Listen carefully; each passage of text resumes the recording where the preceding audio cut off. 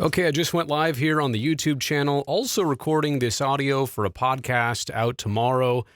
I appreciate it, everybody. Thanks for joining me here just a couple hours after the Sharks season has ended. They got to the Western Conference Final. They played 20 extra postseason games this year, a total of 102 contests, but they lose in round 3 to St. Louis, as you already know, 4-2. What I'm going to try and do here is compile some thoughts about the season. I don't necessarily want to get into a breakdown of tonight's game. I really do feel like what we saw on Sunday in Game 5 was the beginnings of undoing for the Sharks in this matchup. And unfortunately, tonight here on Tuesday, it was confirmation of all of our worst fears that San Jose was truly that banged up. No Pavelski, no Erik Carlsson, no Tomas Hurdle in the final contest. And look, it's a team sport, and I think the Sharks, even in this game, made it interesting for portions, but clearly, in the end, they were a shell of themselves. And you compare how they looked in tonight's game as opposed to, various points, even at the end of the regular season where they struggled, and it's not comparable. These extra 20 games and the every other night basis of them and the intensity of them, it's a grind. It is an amazing grind what it takes to get through a postseason and go all the way to the Stanley Cup final and, in fact, win it like the Blues and Bruins are both going to attempt to do. It really makes you realize it's about 3 different things. It's about getting breaks, it's about playing great, and it's about staying healthy. And I feel like all 3 of those things started to go well away for San Jose. They were not catching some of the breaks that they had prior. And I don't want to get into the whole lucky conversation. I think it's ridiculous. I think Scott Hannon put it best on one of our recent shows. The Sharks suffered from recency bias. In rounds 1 and 2, and maybe even for portions of 3, did they catch their breaks? Absolutely. Did the opponents all catch their breaks too? Yes. It's just that San Jose caught theirs last and caught everybody's attention because of it. That's why the notion was San Jose was this lucky team. I don't agree with that.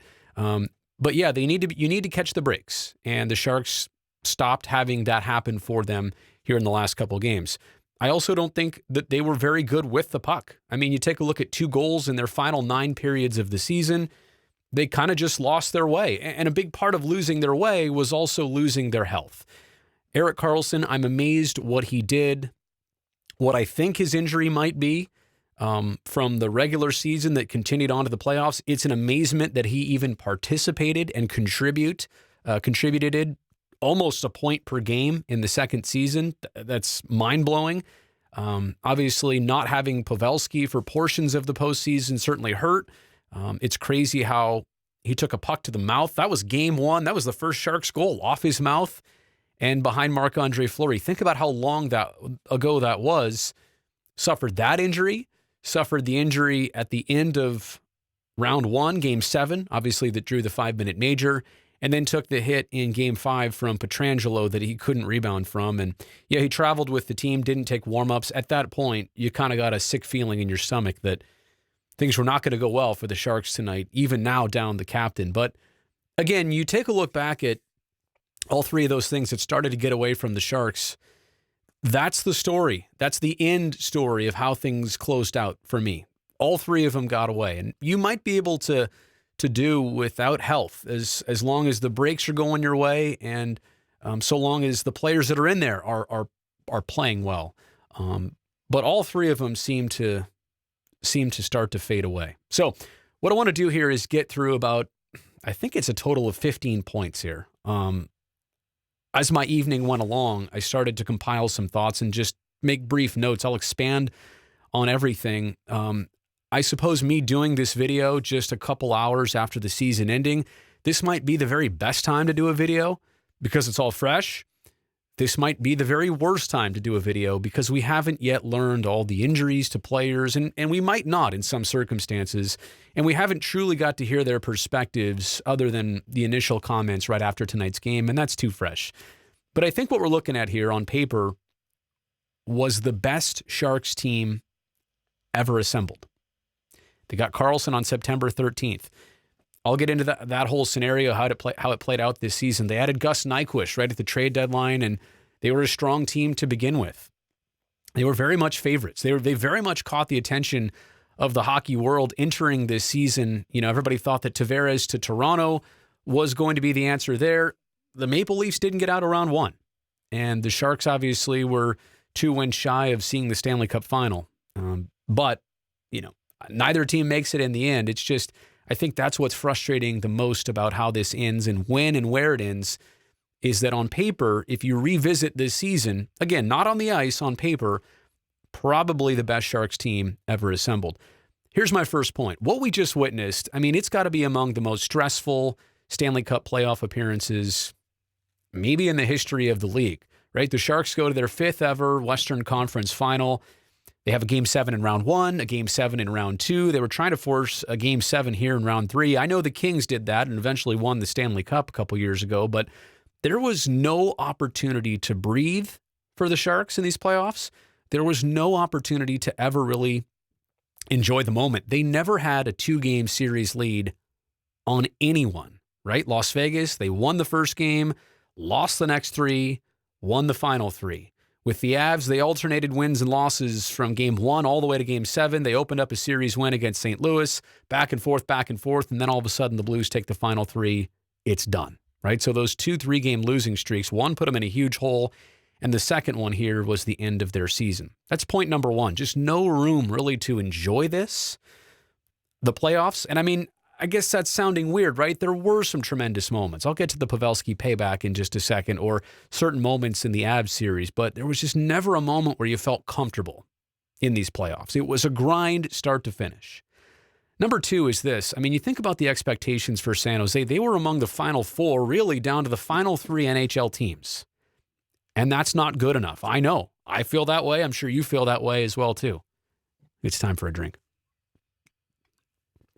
You know what I'm saying, though? The standards and the bar, they've been established so high. No need to apologize for that. I think Doug Wilson, the man who builds this team, would agree and tell you that as well. But I think it's important to remind yourself of where the Sharks' aspirations are versus most teams in the league. Most teams in the league are stoked to get to where San Jose was. You know, being a Sharks fan, you're disappointed. This was too close to be happy with. It's weird to say, but if the Sharks didn't get past the Golden Knights in round 1, I feel like maybe there'd be less frustration than there was advancing to round 3, being 2 wins shy of facing Boston for the Cup final. I don't know. I'll move on to number 3. Everybody I know wants to talk about Erik Carlsson. I'll get there in a second, but let's begin with Joe Thornton. I don't think for 1 second that he's played his last game for the Sharks. I just don't. That's my take right now on May 21st. As you watch this, it'll live forever on YouTube. Maybe I'm wrong.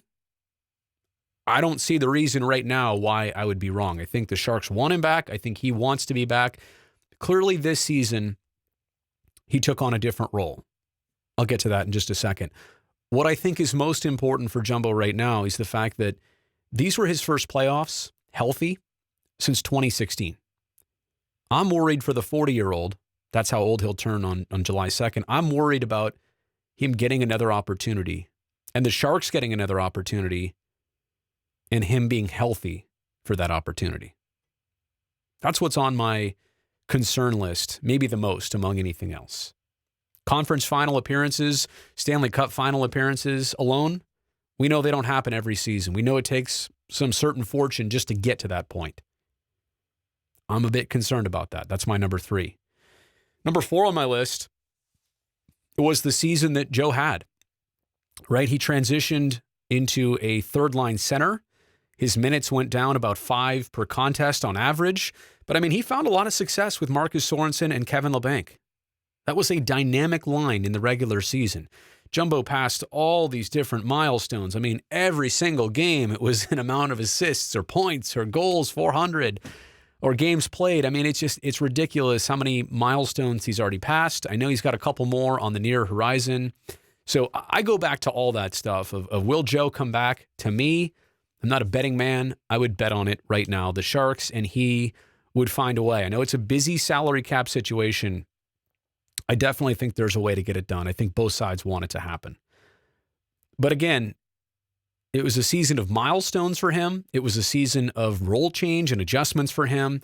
He embraced it. He did well with it. I want to congratulate, actually, Joe Thornton on that. And he stayed healthy a majority of the campaign. So that was actually a bright spot. Let's get into number 5, the captain, Joe Pavelski. What a rebound season he had. Last year, went through a hand injury, then Thornton was out. He had to move into the center role, and he only scored 22 goals last season. A high contrast to the 16 more, the 38 he scored this time around, led the Sharks in that category. And yeah, he's going to be an unrestricted free agent this summer. He's also going to be 35 years old at the start of next season. To me, when you look at Pavelski and the way he scores goals and the way that he's effective, I don't think age is a factor for number 8 as much as it might be for other skill-type players. Pavelski does his work right in front of the crease, hand-eye coordination. It's never been about speed or a certain strength for Pavelski. Don't get me wrong. It's not that he's slow or weak. I'm just saying that his game doesn't age the same way that other players might. It doesn't become less effective as he gets older. So do I think the Sharks are interested in retaining him? I would certainly hope so, but I wonder for Pavelski, who else is going to throw their name in the hat? Who else is going to make a big offer to him right now? I mean, clearly his name is out there as one of the best tippers in the game. So I feel pretty optimistic about Joe Pavelski.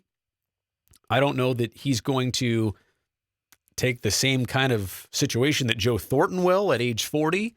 Certainly Pavelski has, more younger years and value and immediacy to his game. The bottom line is, it's my hope that there's no question number 8 is back for this group. The captain, I think he means way too much. I want to leave possibilities out there just in an effort to not be wrong. My gut says Joe Pavelski is coming back. Number 6, the Pavelski payback in round 1, game 7. And I know there's some positives and negatives as I scroll down here through this list, but I mean, the Pavelski payback in the end of that game against Las Vegas, it might be the best Sharks win. To me, definitely the best hockey game ever at SAP Center. That one's going to go down as a chapter of Sharks history. I mean, trailing by 3 in an elimination game, the way Pavelski goes out, everybody is more concerned about him as a human being rather than a hockey player, his future versus the 5 minutes that the Sharks would be on that major power play. The concern at that point was, is our captain even alive? Will he survive this? I mean, blood on the ice. He was clearly knocked out.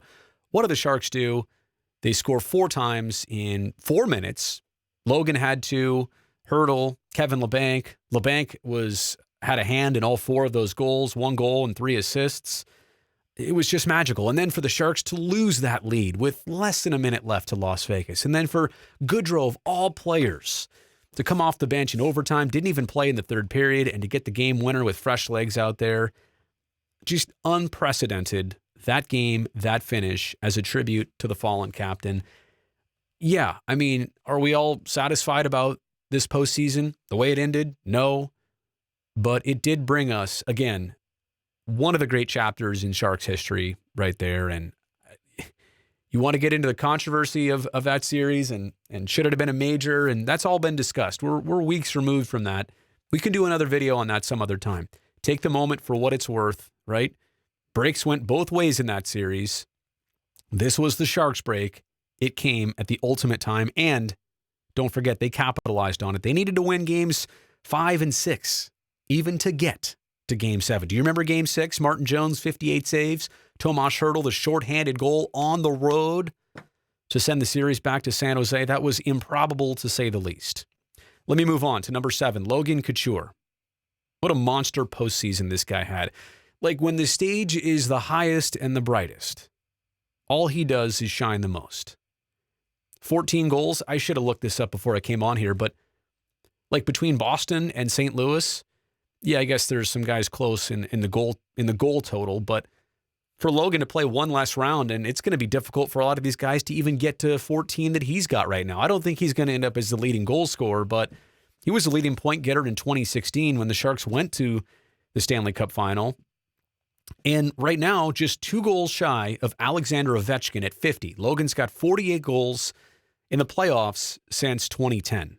Those are the top 2 guys in the league right there in playoff goals. Now, I know Ovi's won a cup. He just got it last year. But I mean, Couture, the nature of Logan Couture to talk the talk, and as Pete DeBoer said recently, to walk the walk. Yeah, clearly I'm a fanboy of Logan Couture. In fact, if you go to the domain, don't do it now. I appreciate you watching this video. LoganCoutureFanClub.com, it directs to my YouTube channel. All right. Yeah, half of it's a joke. I also own, for baseball purposes, MattChapmanFanClub.com of the Oakland A's. But the point is in the 10 years I've been covering the Sharks, I knew right away that 39 was special. And I'm glad that of all the guys on the team, that he is locked up for the long term. I know Logan is among the most upset about the way that this postseason ended, but I do think at some point he needs to be congratulated for the individual effort, despite the fact that the team effort just didn't work out. All right, let me move on to number 8. Any guesses? It's not Pavelski. We already did that one. It's 28, Timo Meier. What a bunch of huge steps he's taken in his career. The first season, a couple goals, broke into the league. That's all great. In fact, do you remember the first shot he had in the NHL? Against Carey Price. He scored on it in Montreal, but I digress. Last season, got to 21 goals. This time around, in 78 games, he got to the 30 mark, which was special, right? You crack a new milestone, get to the 30 mark, and not just the goal total, but also the reputation of his game, right? More of a power forward type game. He could drive the puck to the net. He also has a physical presence when need be. Reminds me a lot of a Ryan Clough. And this is not to diminish Ryan Clough. I just think maybe even Timo has more of a scoring edge. Chloe was maybe more of the physical edge, but Timo might trend more to the scoring side of that mix of play. And at his age, 22, and he is going to be a restricted free agent. This season he made 1.65 million. I mean, he is definitely due for a raise. The hope and the question is, how can the Sharks compensate him the right way while also fitting everybody into the salary structure? But again, Timo Meier with a season that I think is so encouraging. You can't have a franchise where all your best players, all they do is continue to age, and you don't kind of backfill. You don't have players that are homegrown that come up through the ranks and ultimately become the next Vlasic or Pavelski or Logan Couture. But I think Hurdle is kind of in that conversation of players who took a huge next step. And yes, I have a comment on Hurdle waiting to come here in just a second. But I mean, Timo Meier is another player of that ilk. I think Marcus Sorensen to maybe a different extent, like Sorensen's still behind the timeline of where Meier's at. But bottom line, I like both guys, especially the campaign that Timo had. He really came into his own this season. Okay, number 9. This is a big one. You've waited almost 20 minutes to watch this video and get to this point. Will Erik Carlsson be a Shark next season? Hit the mic right there. From my view, I'm going to be totally honest here. This is, if I had inside perspective, and nobody truly does, let's be honest, you would have heard it by now. If I had certain inside perspective, I might be protecting it right now. So this is all observations. This is all gut instinct and reads and just things that come from my perspective. It's a 50-50 proposition. And I think what you have to look at is the fact that both sides have already had plenty of time to work something out. Carlsson joined San Jose in September. There were all these months of October, November, December, January. And then February and the trade deadline was kind of that conversation that Carlsson couldn't sign that maximum 8-year deal until after the trade deadline. So we thought that maybe that was a hurdle, a barrier for Carlsson to sign. But then once March ended and obviously April and then the playoffs roll around and it wasn't in the conversation anymore, you realize that those two sides, they didn't have something on paper just ready to be signed as soon as the trade deadline passed in late February. So I don't know that that's discouraging. And I also want to point out here, this is a huge opportunity in Erik Carlsson's career. He was already coming off a long-term contract, and you don't get, these situations as a professional athlete to be a free agent, to just see what's out there very often. I don't blame him for wanting to explore the market. And it's not to say that maybe his mind, we don't know. Maybe his mind is favoring San Jose. Maybe he's 50-50 on the Sharks. Maybe he doesn't want to come back and he's looking for another opportunity. I would say, I think it's clear what he wants is compensation at fair value, fair market value. But also, you'd think at his age and his status, he doesn't want to be on a losing team. He doesn't want to be on a rebuilding team. Maybe he might like being in a big market, a la the New York Rangers. But how far off are the Rangers of being a playoff team, a competitive team, a Stanley Cup final contending team? I don't know. I think the Sharks are in a small group of only a couple teams that could offer him significant compensation as well as the opportunity to be back in a Stanley Cup final. And I hope that Carlsson experienced the lifestyle of San Jose, the teammates he's surrounded by in San Jose, the drive and the pressure to want to do well in San Jose, coaching in San Jose, a team that was patient with him as his regular season went on, and I'll get into that in just a second. So hopefully San Jose left a great impression on him. I don't look back at anything the Sharks did this season and regret it or think twice about it in terms of putting their best foot forward to say, Carlsson, we traded for you. We gave up a lot just to have this for you. And we hope you like it.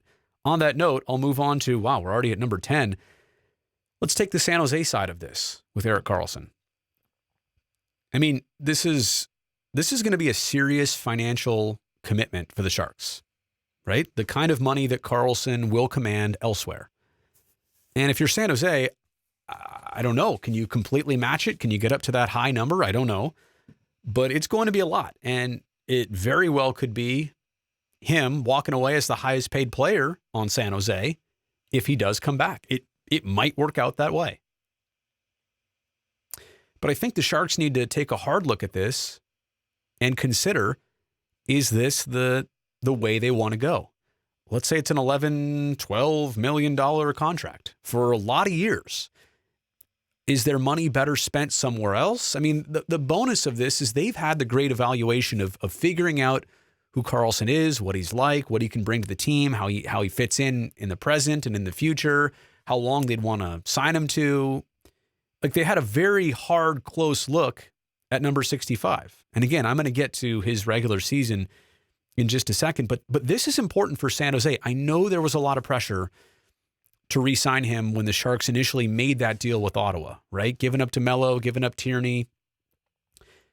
It seemed like they, and all the draft picks, by the way, it seemed like they put a lot out there just to get one player back in return, and they did. But if there's some reason, and I'm not suggesting there is, if there's some reason or angle that they're not 100% sure on, right now is not the time to have that pressure of, well, we got to sign him, we traded for him. Right now is the time to say, well, we just leased an expensive car, and now the lease is up. We either need to really, back up the Brinks truck and pay off this car, or we can just walk away from it right now and put the finances somewhere else. I mean, I think it was worth it to try and get Carlsson to see how this went. So again, I hope I'm not going overboard on that. Let me also make clear, it seemed to me like Carlsson fit in with the group. I hope he likes it. I didn't get to know him a whole lot this season, but from all, vantage points, seemed like he was a good guy. Seemed like he would do well here. And let me get to this, because I don't think we saw at number 11, I don't think we saw Carlsson at his best hardly this past regular season.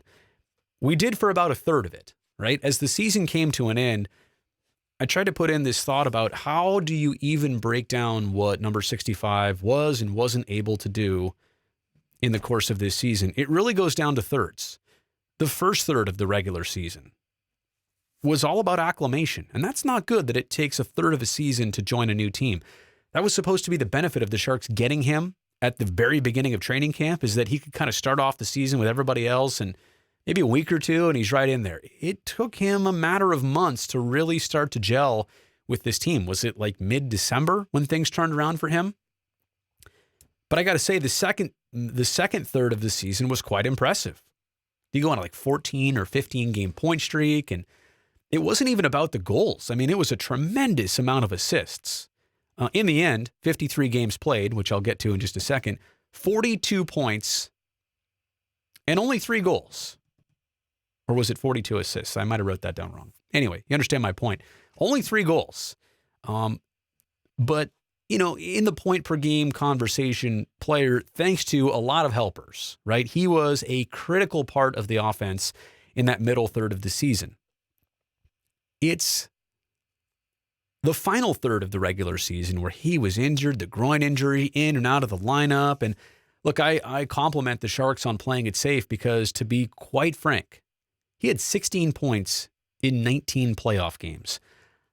I would never have thought, based on the injury I think he suffered, that he would be able to contribute as much as he did in the playoffs. Full marks. And I gotta say, Erik Carlsson, with the dedication, the amazing ability to play through this injury like I think he did, it was amazing in this second season what he was able to do. Again, like I said, based on the type of injury or injuries that I think he was playing through. So, yeah, frustrating season for Erik Carlsson on the whole. And especially, go back to this, think about it for him. Here's a guy that's about to be a free agent. And he had one of the worst and most frustrating statistical seasons of his career. Don't get me wrong, everybody knows what he's capable of, who he is. I don't think his credibility or his value lost a lot, okay?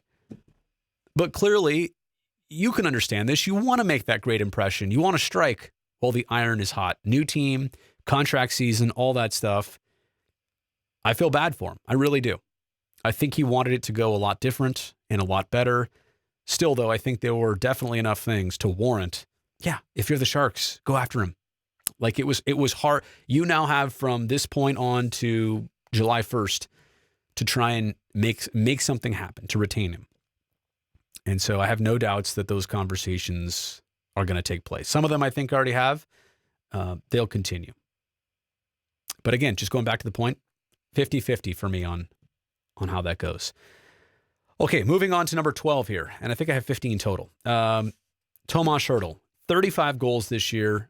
That's awesome. Another huge step forward. Career season. But what I think was most important is that here's a guy that just always thrived more as a winger.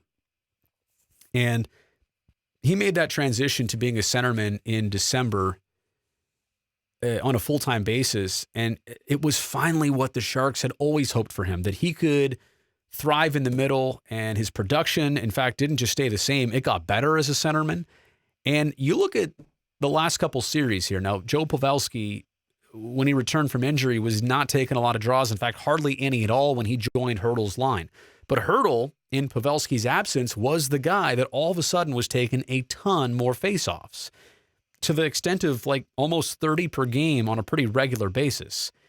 And the impressive part is Hurdle was getting low on everybody. We highlighted this in one of Curtis's brownie points, and he was winning 20-something draws per game. I mean, he was an animal in the faceoff circle. But going back to what I said before about Timo Meier, you need to secure the future of the franchise with players like Hurdle and Meier.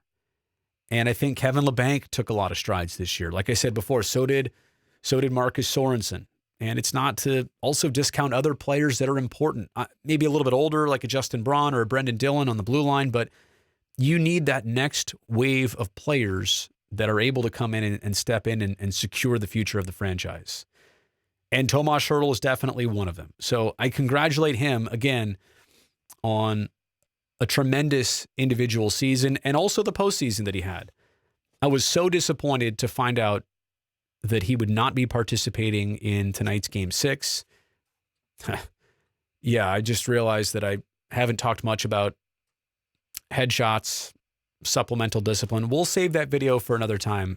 That may be a bad opportunity right now to go into that video in a separate topic. we'll do that some other time. I already have a YouTube video on, the NHL's issue and their problem with consistency and discipline and headshots and all that stuff. So you can search that a little bit later on. I made that months ago, by the way, and it still holds true.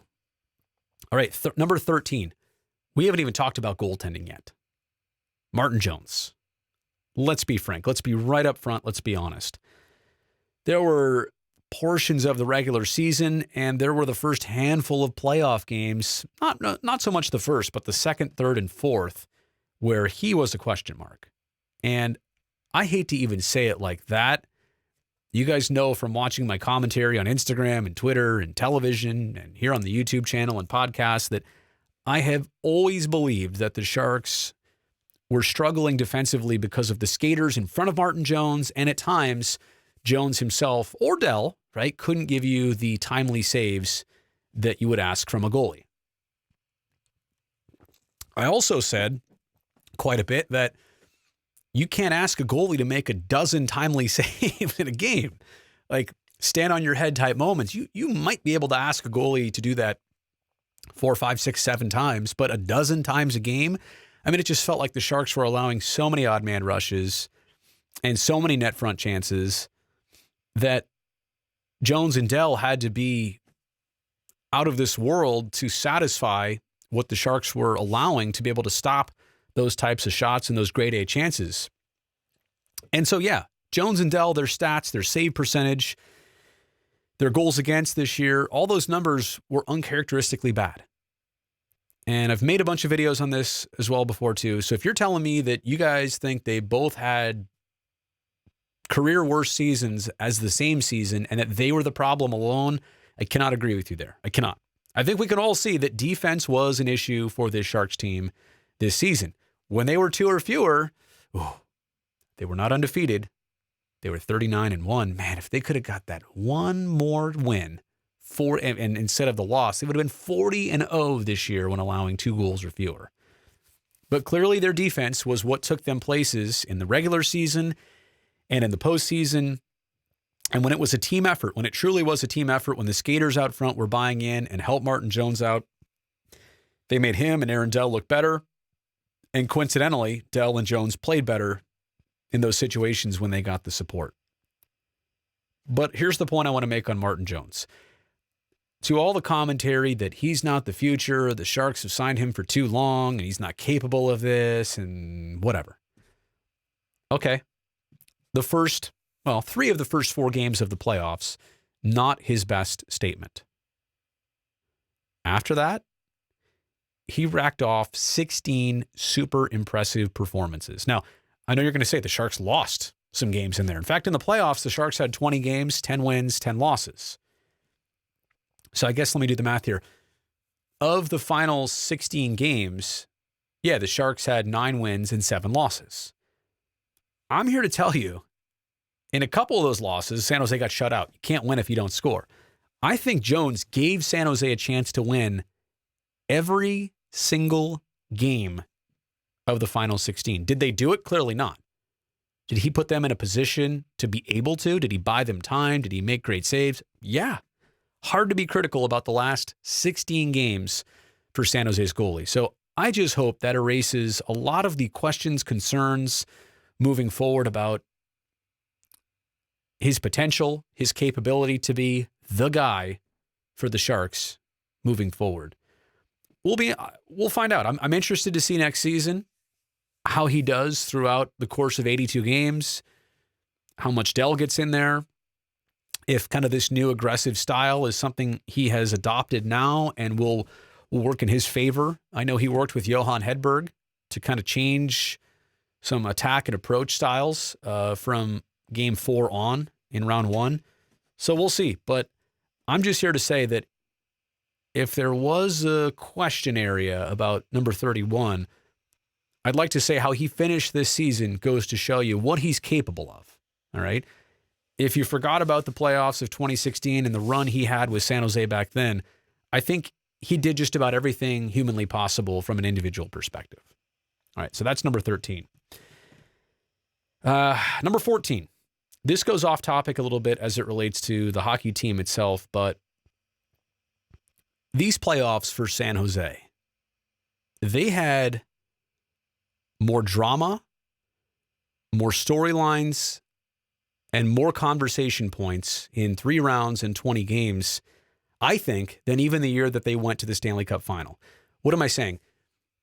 There should have been a ton of attention surrounding the Sharks, and oh my goodness, look what they just did against Las Vegas. How about surviving another Game 7 against the Avalanche and alternating wins back and forth? And like what I said before, there was no room to breathe. It was also super interesting to follow this team, to see where this season was going. And just when you thought they were on borrowed time, and how about areas where they got hosed on a few calls and some areas where they benefited from a few calls. Gabe Landeskog, offside, their captain. I mean, so many things happened that I think could have been in the forefront of attention locally. And it just seems like the Sharks still didn't get the headlines they always deserved. I really don't know what it's going to take. Does it just take winning the Stanley Cup? Does that get everybody paying attention? Does that captivate everybody enough? Is the market too competitive for eyes and ears? I don't know. I'm just saying that this was about the most interesting, and I've covered this team for the last 10 years. I have followed them since 93, their first season in San Jose. This was about as interesting as it gets, not successful as it gets, as interesting as it gets. And I'm not saying it didn't captivate Sharks fans. I'm just saying I don't know that headlines from this team, I don't know if they reached a broader audience. I don't know. Last thing here, we're on number 15. How about this? 15 points here, and I've gone 37 minutes on a stream just talking to a camera in the home studio. And following an hour post-game show that we did on TV earlier. All right, last but, well, least, or not least, what a season it was in San Jose for professional hockey. I really feel like the Bay Area had the national spotlight on it more so than it ever does in the course of a hockey season. You go back to September 13th, the day before training camps started. Sharks trade for Erik Carlsson. Tons of attention. Tons of focus on, this team, this season. And I know it didn't work out so well even in the first couple months. They didn't start off on that real right foot that they wanted to. But yeah, there was a lot of eyeballs around this San Jose team. And how about just Joe Thornton, milestone after milestone? And hopefully that brought some attention to San Jose through the course of the season. And then in January, SAP Center hosted the NHL's All-Star Weekend. Clearly that brought a lot of eyes and ears around SAP Center and downtown San Jose. And then here in the month of May, round 1 and 2, those are important, but round 3 is where the NHL starts to stagger the East and West games every other night. And let's face it, every game that the Sharks played in round 3 was to an exclusive national audience, not 2 games going on at once, not an early game and a late game. This was basically it for the Sharks in the hockey world. They could all watch San Jose on an every other night basis. So exposure was good for the Sharks in this 2018-2019 season. I just wish that it had turned out better. Yeah, it's weird. I've got to say, I'm done with my points, by the way. It's weird now that this is done. And again, I've been doing this 10 seasons. I've had seasons end in the Stanley Cup final. I've had a season end with no playoffs. I've had some seasons end disappointing after round 1 or even after a really good round 1, like last year, sweep of Anaheim, and then you lose to Las Vegas totally unexpectedly. So not saying I've seen everything. I've seen a lot. And, for the 10th time covering hockey, I do baseball as well, but it never gets normal. Feels a little bit like the last day of school. It's hard to wrap your head around. It's months. It's months and months of, and I hope everybody, I think you know this, but I want to put it into perspective. For the players, for the broadcasters, especially the ones like Randy Hahn, Dan Rusanowski, Jamie Baker, Brett Hedican, the ones that travel, our production team that travels, we're talking about late flights, crossing the country back and forth, necessary and unnecessarily, bus rides, 3 a.m. hotel arrivals, morning skates, practices on days where maybe they shouldn't be having it. It's a lot. It's a high volume for us. Shows, back-to-back days, early shows, late shows, overtimes, intermission hits. There's just a ton of work. It's good work. We love it. But so much goes into an NHL season from the players and coaches and broadcasters. And we know you, the fans, too. And it's just hard when it's over to really, it takes a while. And maybe I'll come back and do another video at a different time about, just some deeper thoughts. And once the players have more ability to open up and comment on the season, and maybe we'll find out some more injuries. But all of this, it just never feels normal. It always feels a bit bizarre. Wow, decent audience here. My chat, for some reason, is dark. I know I'm still live streaming. That's good. Looks like a fair amount of people are tuned in here. I really appreciate this, by the way. I do plan to do a lot more Sharks coverage even through the summer. Maybe a couple occasions where I'll call up a player. We'll do a live interview via the phone, and we can have them here on the YouTube channel or on the podcast. So I hope that if you haven't subscribed, you will. Maybe you'll tell some friends about it. I'm really trying to get this thing to grow. It's the only place that I can do long form videos like this and kind of reach a broader audience. Trying to think what else to say here at the end. I want to go maybe another minute or so. And I want to thank everybody I work so hard with. Our producer, Jay Scriggs, for pre- and post-game shows. Curtis Brown.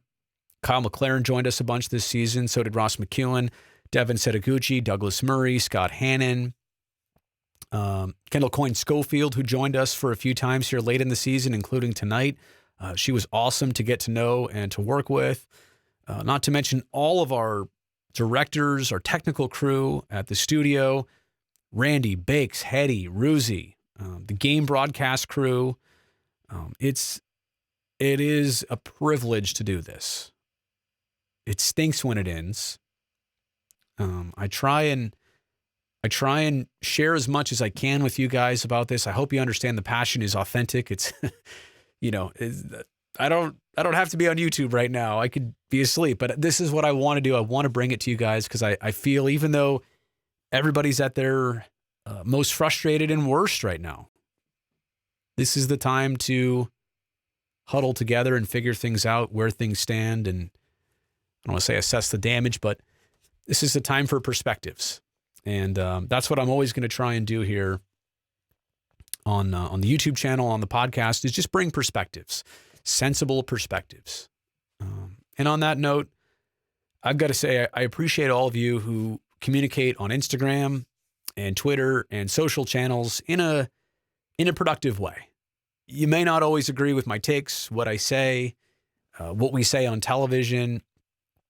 Opposition fans, yeah, they're a different lot right now. But I just want to say I know I haven't been as present on the platforms lately because it gets a little messy in the comments section. But once things go back to normal, I'll be here for you, and we can always catch up and we can always chat. So should I just finish this? Yeah.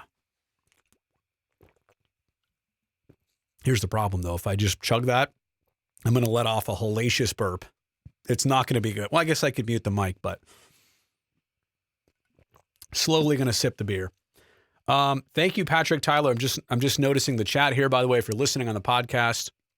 This has all been streamed live on my YouTube channel.